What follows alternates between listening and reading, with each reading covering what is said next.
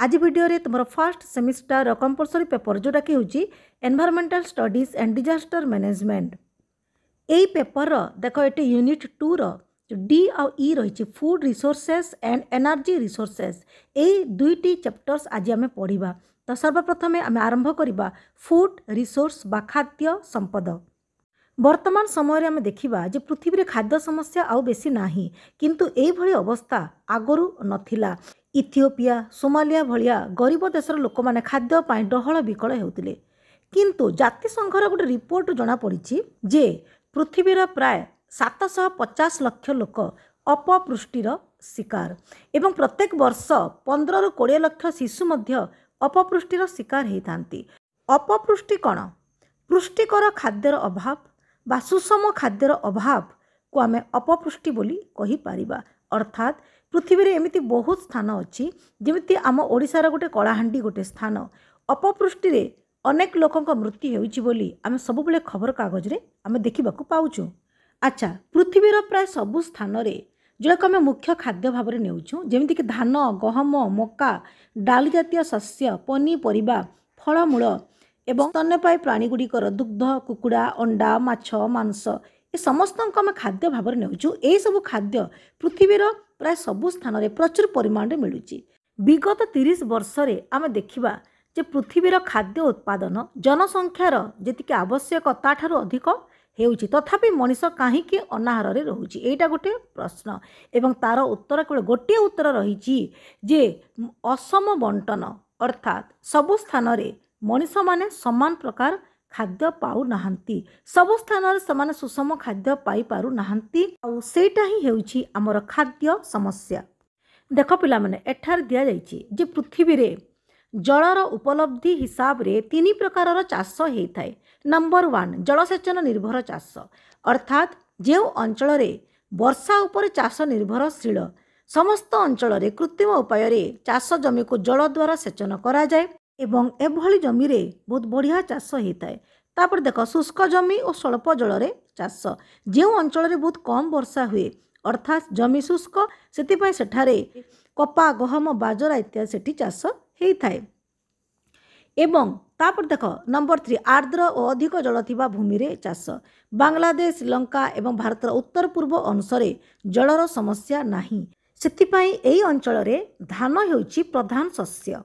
एबे आमे आ दुई प्रकार चाष विषय जानिबा। गोटे होचे पारंपरिक चाषर प्रभाव, पारंपरिक चाष कौन एवं आ गोटे होचे आधुनिक विज्ञान सम्मत चाष। पारंपरिक चाष कौन? जेमिति 50 वर्ष तले जेभली चाष हेउथिला ताकू आमे पारंपरिक चाष बोली कहि परिबा। जेमिति कि लंगल साहाय्य रे भूमि को कर्षण करा जाउथिला एवं तापरे सार कहिले गोबर खत को बुझाई थाए एवं गोबर खत देइकरी जमी को प्रस्तुत करा जाए, धान बुना जाए एवं तली रोपण करा जाए। किंतु वर्तमान से भली हेउ नाही। वर्तमान चाषी माने फर्टिलाइजर्स बा रासायनिक सार एवं पेस्टिसाइड्स बा कीटनाशक औषध प्रयोग करिकि माने आधुनिक विज्ञान सम्मत चाष करुछंती। हला यार उद्देश्य कौन? अधिक अमल। जमीर उर्वरता को परीक्षा करी जमीरे विभिन्न धरणर रासायनिक सार प्रयोग करने फल जमीर उर्वरता वृद्धि पाइबा संगे संगे अमल मध्य बेसी होइछि। गछरे पोक लागिबा चाषीर गोटे बहुत बड़ समस्या, ताको दूर करने से विभिन्न कीटनाशक कवकनाशक इत्यादि प्रयोग करथांती, जद्वारा गछरे पोक तो लगी न थाए किंतु यह द्वारा जमीर तार निजस्व गुण हराई थाए। जमीरे थिबा उपकारी बीजाणु जिया इत्यादि मध्य मरी जाती एवं शेष रे जमी चाष उपयोगी होई रही पारे नाही। रासायनिक सार प्रयोग आ गोटे खराब दिग रही, जेमिति कि रासायनिक सार रे जो नाइट्रेट फॉस्फेट इत्यादि लवण पोखरीर पानी रे तार लवण मिसी जाए एवं पोखरी रे जो चिंगुड़िया दल बिलाती दल कलम शाग इत्यादि बहुल वृद्धि होता है। एमाने कौन करते? पानी रे जो अम्लजान व ऑक्सीजन थाए ताकू से सब शोषि नियंती। तो पोखरी पानी बा जेकोसी केनाल नदी पानी रे तमने अम्लजान आमर कमी जाए। अम्लजान कमी जावा फल बाकी जो प्राणी थांती जेमती कि माछ एवं अन्यान्य प्राणी माने जो पानी रे थांती तांकर जीवन नष्ट हो जाए, जेहेतु अम्लजान रो परिमाण पानी रे कमी जाए एवं एटा को इंग्राजी रे यूट्रिफिकेशन बोली कहा जाए। एबे हमें जानिबा अत्यधिक कीटनाशक प्रयोग करिवार अपकारिता कौन? देख गोटे कीटनाशक होउछि डीडीटी हैला एटा आमे मशा एवं अन्यान्य कीट पतंग को आमे मारिबा पई ए डीडीटी प्रथमे व्यवहार करागला ओके किंतु जो तृणभोजी प्राणी बा जो मांसाशी प्राणी ए डीडीटी प्रयोग करा जाइथिबा तृण बा कीट पतंग मानक खाइले से डीडीटी सेमानक शरीर भीतर को प्रवेश कला एवं सेटा अधिक अधिक जमा हेबा फଳରେ से प्राणी से तृणभोजी प्राणी हो बा से मांसाशी प्राणी सेमाने डीडीटी रो आधिक्य पाई सेमाने बेमार हेले एवं मृत्यु मुखरे पड़िले जेमति कि एग्जांपल भाबरे आमे नै परिबा गोल्डन ईगल एवं बाल्ट ईगल केवल डीडीटी अत्यधिक तांको शरीर जमा हेबारु सेमाने एबे विलुप्त प्राय एबे आमे जानिबा वाटर लॉगिंग एवं सालिनिटी ए दुईटी जिनिस किभଳି भाबरे आमर चाष को प्रभावित करूची वाटर लॉगिंग कोन बेले बेले चाषी जानी पारे नाही गछर उपयुक्त वृद्धि पाई केते परिमाण जल आवश्यक सेति पाई समाने अधिक पानी को तांकर बांधी की तांकर कियारी रे समाने रखी तांती द्वारा माटी सब बेले संतसंत्या हेकी रही थाए एवं गछ भल भाबरे वृद्धि हेई पारे नाही ठीक से भली सालिनिटी माने कोन बेसी जलसेचन हेबा द्वारा जमी उपरे गोटे लवण बसी जाए एवं जद्वारा मध्य माटी क्षारिया हो जाए एवं भल भाबरे गछ वृद्धि हेई पारे नाही तो पिला माने एई सब समस्या जो रही जो भल भाव चाष हो पार नाही एवं पृथ्वी रे खाद्य समस्या देखा जाइछि एबे आमे जानिबा आ गोटे आमर रिसोर्स बा संपद ऊपर पढ़िबा आमे जोटा कि होइछि शक्ति संपद बा एनर्जी रिसोर्स मनीष आमर प्राकृतिक संपद गुडी को विनियोग करी ताठारु शक्ति से पाई थाए एही शक्ति को आमे दुई भाग रे विभक्त करि पारिबा गोटे होइछि रिन्यूएबल एनर्जी बा नवीकरण शक्ति आ गोटे होइछि नॉन रिन्यूएबल एनर्जी बा अनवीकरण शक्ति एटा तो मु तुमको आगुरु कहिछि पिला माने आगुरु पढ़े सारिछि जे जो शक्ति को आमे जेते व्यवहार कले मध्य सेटा सरिबो नाही केबे भी सरिबो नाही ताको आमे नवीकरण शक्ति बा रिन्यूएबल एनर्जी बोली कहिताउ जेमिति कि सौर शक्ति जल शक्ति पवन शक्ति इत्यादि एवं नॉन रिन्यूएबल एनर्जी कोन जो शक्ति सीमित मान ताकू जदि आमे बेसी व्यवहार करिबा दिने ना दिने सेटा शेष हो जिवो जेमिति कि कोयला पेट्रोल प्राकृतिक गैस रो उत्पन्न शक्ति एगुड़िक माने आमे जदि बेसी व्यवहार करिबा एटा दिने सरी जिवो एवं ताकू पुनः तैयारी हेबा पय हमकु लक्ष लक्ष वर्ष लागि जाय थाए ताकू आमे सहजरे आ तैयारी करिकि आमे पाई परिबा नाही एभली शक्ति को अनवीकरण शक्ति बा नॉन रिन्यूएबल एनर्जी बोली कहा जाय थाए सर्वप्रथम आमे नवीकरण शक्ति गुड़िक उपर आमे पढ़िबा देख ये पिला माने पूरा डिटेल्स दिया जायछि सौर शक्ति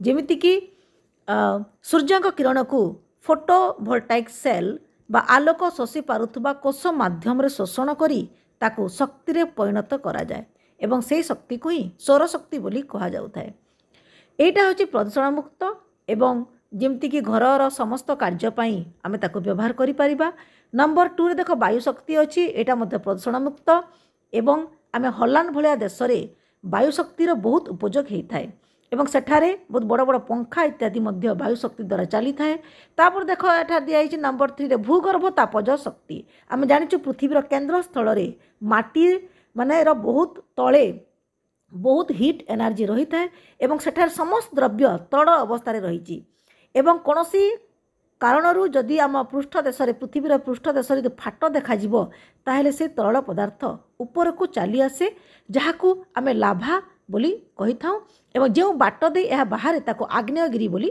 कहा जाई थाए वैज्ञानिक माने वर्तमान एही माटी तळे थिबा जो हीट को उपयोग करिकि सेही हीट रु मध्य विद्युत शक्ति उत्पादन करि पारुछंती तापर देखो ज्वार शक्ति समुद्र ज्वार प्रबल आसी थाए एवं ये ज्वार को मध्य एबे शक्ति रूपरे बड़ बड़ देश गुड़िक जमी फ्रांस इंग्लैंड रूसिया इत्यादि ताको व्यवहार करिकि विद्युत उत्पादन करि पारुछंती देखो आ गोटे शक्ति तुम दि जाइए जैव वर्ज्य वस्तुर शक्ति गोबर आमे गैस उत्पन्न करि पारथो जहाको आमे गोबर गैस बोली कही था या द्वारा रोषे हो पार आलोक जली पार सेमती आमे एटा गोटे होची बढ़िया आमको शक्तिर गोटे उत्स जैव वर्ज्य वस्तुर शक्ति एबे आमे अनवीकरण शक्ति बा non renewable source of energy ऊपर आमे जानिबा देखो दिया जाइए नंबर 1 रे कोयला कोयला चारि प्रकार रही थाए जेमिति कि आंथासाइट, बिटुमिनस, लिग्नाइट एवं बादामी कोयला। पृथ्वीर सब बड़ कोयला भंडार आम उत्तर अमेरिकार देखा पाइबा। ठीक सेमती आ गोटे non renewable source of energy होची हमर प्राकृतिक तेल और गैस। पेट्रोल, किरोसिन इत्यादि ये तेल गुड़िक तैल सुनार ना दि जाइए कहीं वर्तमान सभ्यता आधुनिक मनीष पेट्रोल किंबा डीजेल बिना गोटे मुहूर्त मध्य चली पारिबो नाही। एवं पृथ्वीर क्या स्थान रे ए प्राकृतिक तेल गुड़िक गच्छित होइकी रहिछि सेटा मध्य एठी दिया जाइछि। पिला माने एठू पढ़ी नियो। नेक्स्ट आम देखिबा आ गोटे आणविक शक्ति बा एटॉमिक एनर्जी। पृथ्वी जी शक्ति आम व्यवहार करुचु तार 5% आमको आणविक शक्ति बा एटॉमिक एनर्जी रू मिली थाए। किंतु आणविक वर्ज्यरू जो तेजस्क्रिय रश्मि बाहरी थाए ताहा जीव जगत पाई निश्चित भाव में क्षतिकारक। वर्तमान आम जानिबा अल्टरनेट एनर्जी सोर्स बा विकल्प शक्ति भाव में क्यों शक्ति गुड़ी को आम नहीं पारिबा। ये जो non renewable source of energy गुड़िक दिन ना दिन सरीजिव तापर आम कौन करवा से आम साइंटिस्ट माने केतेक अल्टरनेट एनर्जी सोर्स सन्धान लगी जमीती कि से ए क्षेत्र में आगे सारी जमी पेट्रोलियम व्यवहार जदि आम कम करने को चाहिए ता बदल में इथाइल अल्कोहल व्यवहार होउची। जमीती कि आमर इलेक्ट्रिक कार गुड़िक अच्छी सौरशक्ति चालित कार गुड़िक व्यवहार होगाकू लगिलानी। एबे साइंटिस्ट माने गोटे वृक्ष जहाँ आम कहूँ जाट्रोपा ए वृक्षर सन्धान पाई। ए गच्छरू जो क्षीर निःसृत होता है ताकू जदि पेट्रोल रे आमे मिसेइबा ताहले अल्प पेट्रोल खर्च होता है। तो एगुड़ी को आम अल्टरनेट एनर्जी सोर्स भाव नहीं पारिबा। किंतु एमानक भितर सबुठु जहाँ को सबुठु बेसी आम उपयोग करिपारिबा सेटा होची हमर सोलार एनर्जी बा सौर शक्ति। ताकू जदि आम ठीक भाव में व्यवहार करिपारिबा विनियोग करिपारिबा निश्चित भाव में आमर मनीषर शक्ति समस्या बहुत लाघव हो। ओके तो ठीक अच्छे पिला माने आज एतिकी। नेक्स्ट वीडियो रे आ गोटे चैप्टर्स मुझे आसबि। ओम नमः शिवाय।